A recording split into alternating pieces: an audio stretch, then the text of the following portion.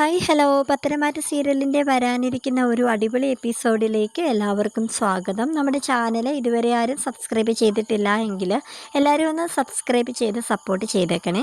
അങ്ങനെ അനന്തപുരി തറവാട്ടിലേക്ക് നമ്മുടെ നയനയെയും ആദർശിനെയും തിരിച്ചു വിളിച്ച മുത്തശ്ശൻ, എല്ലാവർക്കും മുത്തശ്ശനോട് ഭയങ്കരമായിട്ട് സന്തോഷം തന്നെയായിരുന്നു കേട്ടോ. അതായത് ആദർശിനെയും നയനയും തിരിച്ചു വിളിച്ചല്ലോ. ഇതുവരെ പിന്നെ മുത്തശ്ശൻ കളിച്ചതൊക്കെ വേറെ ഒരു നാടകമാണെന്നൊക്കെ എല്ലാവർക്കും മനസ്സിലായി.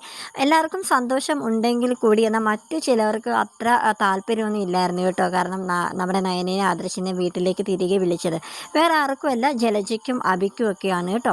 എന്നാൽ ജാനകിക്കും അല്പം നീരസം ഉണ്ടെന്ന് കൂട്ടിക്കോളൂ. അത് വേറൊന്നുമല്ല, അനിയുടെ MD സ്ഥാനം പോകുമോ ഇല്ലയോ എന്നുള്ള ഒരു ഭയങ്കരമായിട്ടുള്ള ഒരു ടെൻഷനിലാണ് കേട്ടോ നമ്മുടെ ജാനകി ഇപ്പോൾ ഉള്ളത്.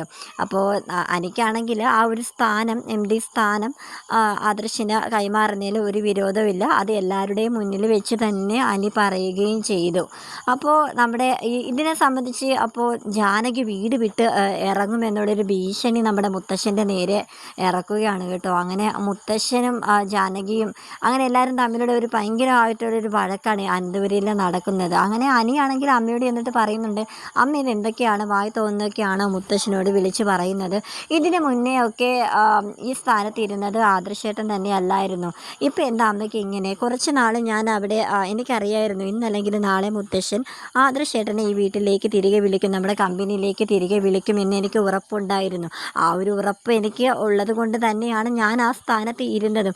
അല്ലാതെ ജീവിതകാലം മുഴുവൻ എനിക്ക് ആ ഒരു MD സ്ഥാനം ഞാൻ കൊതിച്ചിട്ടൊന്നുമില്ല ഇത്രയും നാളിനുള്ളിൽ എന്നൊക്കെ അനി ജാനകിയോട് പറയാൻ കേട്ടോ. എന്നാൽ ജാനകി എന്നാൽ തൻ്റെ മകൻ വലിയൊരു പൊസിഷനിൽ എത്തണം, എല്ലാവരെക്കാട്ടിൽ നല്ല രീതിയിൽ അവൻ മുന്നേറണം എന്നുള്ള ആ ഒരു ചിന്തയോട് കൂടി അവൾ ഭയങ്കരമായിട്ട് വയലൻ്റായിട്ടാണ് കേട്ടോ മുത്തശ്ശിയോടൊക്കെ സംസാരിക്കുന്നത്.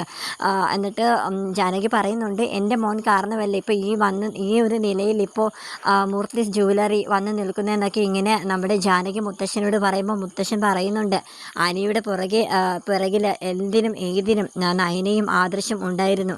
നയനമോളെ ഈ ഒരു അവസ്ഥയിലായിരുന്നിട്ട് കൂടി ഉറക്കമൊളിച്ച് അവൾ നമുക്ക് വേണ്ടിയിട്ട് നല്ല നല്ല ഡിസൈൻസൊക്കെ നമുക്ക് വേണ്ടിയിട്ട് വരച്ച് തന്നു. അതൊക്കെ കൊണ്ടാണ് ഇപ്പോൾ മൂർത്തിസ് ജ്വല്ലറി AM ജ്വല്ലറി വെട്ടിച്ച് മുന്നോട്ട് നിൽക്കുന്നതെന്നുള്ള കാര്യം ജാനകിനെ പറഞ്ഞ് ഫലിപ്പിക്കുന്നുണ്ടെങ്കിലും അവൾക്കതൊന്നും വിശ്വാസമാവുന്നില്ല. ഇതൊക്കെ മുത്തശ്ശൻ വെറുതെ പറയുന്നതാണ്, എൻ്റെ മോനെ വെറുതെ നിങ്ങൾ ഇത്രയും നാൾ വെറുതെ കരുവാക്കി എന്നൊക്കെ പറഞ്ഞ് ഭയങ്കരമായിട്ട് വഴക്കിടാൻ കേട്ടോ. അങ്ങനെ ജാനകി ഞാൻ ഈ വീട് വിട്ട് പോവുകയാണ് എന്നൊക്കെ പറഞ്ഞുകൊണ്ട് അവളിങ്ങനെ പടി ഇറങ്ങുന്നുണ്ട്. അങ്ങനെ പലരും ദേവയാനി ചെന്നിട്ട് ജാനകിയോട് പറയുന്നുണ്ട്, നീയും ജലജ അഭിനയൊക്കെ പോലെ തുടങ്ങുവാണോ? എല്ലാവരും ഈ വീട്ടിൽ ഇങ്ങനെ വഴക്കൊക്കെ ഇട്ടുകൊണ്ട് നടന്നു കഴിഞ്ഞാൽ എങ്ങനെയാണ് ശരിയാവുന്നത്?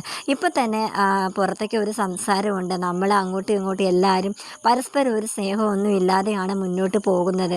ഇടയ്ക്ക് വെച്ച് നമ്മുടെ മൂർത്തിസ് ജ്വല്ലറി പുറകിലോട്ടായതിൻ്റെ കാര്യം തന്നെ നമ്മളിൽ ഓരോരുത്തരും അങ്ങോട്ടും ഇങ്ങോട്ടും പരസ്പരം സ്നേഹമില്ലാത്തതൊക്കെ കൊണ്ട് തന്നെയാണ്.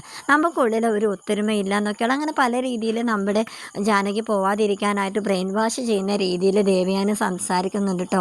അങ്ങനെ മുത്തശ്ശനും പറയുന്നുണ്ട്, നീ ഒന്ന് കെയർ, എന്തായാലും എൻ്റെ കൊച്ചുമക്കൾക്ക് എല്ലാവർക്കും ഞാൻ എൻ്റെ മനസ്സിൽ ഒരു സ്ഥാനം തന്നെയാണ് കൊടുത്തിട്ടുള്ളത്. പിന്നെ MD സ്ഥാനം അതിപ്പോൾ ആദർശല്ലേ ഇപ്പോൾ ഈ വീട്ടിൽ എൻ്റെ കൊച്ചുമക്കളുടെ കൂട്ടത്തിൽ ഏറ്റവും മുതിർന്ന ആൾ.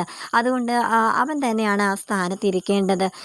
അതുകൊണ്ട് നീ ഒന്ന് വാ, ഞാനെല്ലാം പറഞ്ഞു തരാം എന്നൊക്കെ പറഞ്ഞ് മുത്തശ്ശനും അങ്ങനെ ജാനകിനെ ഉള്ളിലേക്ക് വിളിക്കാൻ കേട്ടോ. അങ്ങനെ അവൾ എല്ലാവരും കൂടി അവളെ സമാധാനിപ്പിക്കുന്നുണ്ട്. എന്നാലും അവൾ അത്രയ്ക്കും ഒക്കെ ആയിട്ടില്ല. ഇതിനിടയിൽ മുത്തശ്ശൻ ഒരു കാര്യം കൂടി പറയുന്നുണ്ട് കേട്ടോ. എനിക്ക് വേറൊരു കാര്യം കൂടി എനിക്ക് എല്ലാവരുടെയും മുന്നിൽ പറയാനുണ്ട്. ചിലവരുടെയൊക്കെ കള്ളത്തരം കൂടി എനിക്ക് അവതരിപ്പിക്കണമെന്നുണ്ട്, പക്ഷെ അതിനുള്ള സമയമായിട്ടില്ല എന്നും കൂടി മുത്തശ്ശി ഇങ്ങനെ പറയുന്നുണ്ട് കേട്ടോ. അപ്പോൾ അവന്തികയുടെ മുഖം ഒന്ന് കാണേണ്ടതായിരുന്നു മുത്തശ്ശൻ, ഇത് ആരെക്കുറിച്ചാണ് പറയുന്നത് എന്നൊക്കെ. പിന്നെ അത് മാത്രമല്ല, ഇപ്പോൾ നീ ഇവിടുന്ന് ഇറങ്ങിപ്പോയി കഴിഞ്ഞാൽ അനിയുടെയും അവന്തികയുടെയും കല്യാണ നിശ്ചയം ഉടനെ തന്നെ നടക്കാൻ പോകാമെന്നൊക്കെ ഞാൻ നിങ്ങളുടെ എല്ലാവരോടും പറഞ്ഞതല്ലേ. അത് നമ്മളെ എല്ലാവരും ചേർന്ന് ഉറപ്പിച്ച് വെച്ചതുമാണ്. അപ്പോൾ നീ ഇവിടെ നിന്ന് ഇറങ്ങിപ്പോയി കഴിഞ്ഞാൽ അതിനെല്ലാം ഒരു തടസ്സമാവുന്നൊക്കെ അങ്ങനെ ജാനകി പോകുന്നില്ല എന്ന് അങ്ങനെ തീരുമാനിച്ചിട്ടിരിക്കുകയാണ്. അപ്പോൾ അനി എനിക്ക് മുത്തശ്ശനോടൊരു കാര്യം പറയാനുണ്ടെന്ന് പറഞ്ഞ് മുറിയിലോട്ട് പോകുന്നുണ്ട്. അവന്തിക അതൊക്കെ ശ്രദ്ധിക്കുന്നുണ്ട് കേട്ടോ. അങ്ങനെ അനി ഒന്നുകൂടി മുത്തശ്ശനോട് പറയാനായിട്ട് നോക്കുന്നുണ്ട്, മുത്തശ്ശ ഈ എൻഗേജ്മെൻറ്റ് എനിക്ക് അവന്തിക അങ്ങനെയൊന്നും കാണാനായിട്ട് സാധിക്കില്ല, ഈ എൻഗേജ്മെൻറ്റ് നടത്തണോ എന്നൊക്കെ ഇങ്ങനെ മുത്തശ്ശനോട് പറയുന്നുണ്ട് കേട്ടോ. അങ്ങനെ എന്തൊക്കെയോ ഒരു രഹസ്യമായിട്ട് അത് നമ്മളെ കാണിക്കുന്നില്ല. അപ്പം അനിയോട് മുത്തശ്ശൻ എന്തോ രഹസ്യമായിട്ട് പറയുന്നതായിട്ട് ഇങ്ങനെ കാണിക്കുന്നുണ്ട് കേട്ടോ. അത് ഒളിഞ്ഞു നിന്ന് അവന്തിക കേൾക്കാനായിട്ട് ശ്രമിക്കുന്നുണ്ടെങ്കിലും അത് അത്ര വ്യക്തമായിട്ടൊന്നും അവൾക്ക് മനസ്സിലായില്ല. അവളുടനെ തന്നെ ഫോൺ എടുത്തിട്ട് നാഗേന്ദ്രനോട് പറയുന്നുണ്ട്, അച്ഛാ മുത്തശ്ശൻ്റെ മുറിയിലേക്ക് അനിയേട്ടൻ പോയിട്ട് മുത്തശ്ശൻ എന്തോ കാര്യമായിട്ട് അനിയേട്ടനോട് സംസാരിക്കുന്നത് കണ്ടു. പക്ഷേ എനിക്കത് അത്ര വ്യക്തമായില്ല. എന്തോ ഒരു ഗൂഢാലോചന നടക്കുന്നത് പോലെ എനിക്ക് ഫീൽ ചെയ്യുന്നു അച്ഛാ എന്നൊക്കെ നാഗേന്ദ്രനോട് പറയുന്നുണ്ട് കേട്ടോ. അപ്പോൾ നാഗേന്ദ്രൻ പറയുന്നുണ്ട്, മോളെ എന്നിരുന്നാലും മുത്തശ്ശനൊരു വാക്കേ ഉള്ളൂ, എന്തായാലും മോള് എൻ്റെ പക്ഷത്താണ് നിൽക്കുന്നതെന്നും അബിക്കൊക്കെ ഈ കാര്യങ്ങൾ അറിയാമെന്നൊന്നും മുത്തശ്ശൻ ഇതുവരെ അറിഞ്ഞിട്ടില്ല. അതുകൊണ്ട് മോളെ നീ പേടിക്കണ്ട, നിങ്ങൾ തമ്മിലുള്ള കല്യാണം ഉടനെ തന്നെ നടക്കും, മുത്തശ്ശൻ തന്നെ അത് വാക്ക് നൽകിയതല്ലേ എന്നൊക്കെ ഇങ്ങനെ പറയുകയാണ്.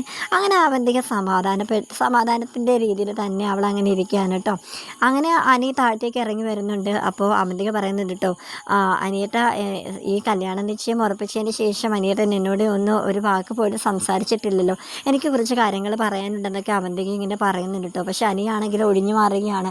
എനിക്ക് അല്പം തിരക്കുണ്ടെന്ന് പറഞ്ഞ് അവനിങ്ങനെ പോവാണ് കേട്ടോ. അപ്പോൾ അവന്തിക ചിന്തിക്കുന്നുണ്ട്, ഇപ്പോഴും നന്ദുവിനെ മനസ്സിൽ കൊണ്ട് നടക്കുന്നത് കൊണ്ടാണ് അനിയേട്ടൻ എന്നെ ഒന്നും നേരെ പോലെ നോക്കാത്തത്. ഇതിനെല്ലാം ഉത്തരവാദി ആ നന്ദുവാണ്. അവളെ ഒന്ന് എനിക്ക് നേരിട്ട് കാണുമെന്നിങ്ങനെ അവളിങ്ങനെ വിചാരിക്കുകയാണ് കേട്ടോ. എന്നിട്ട്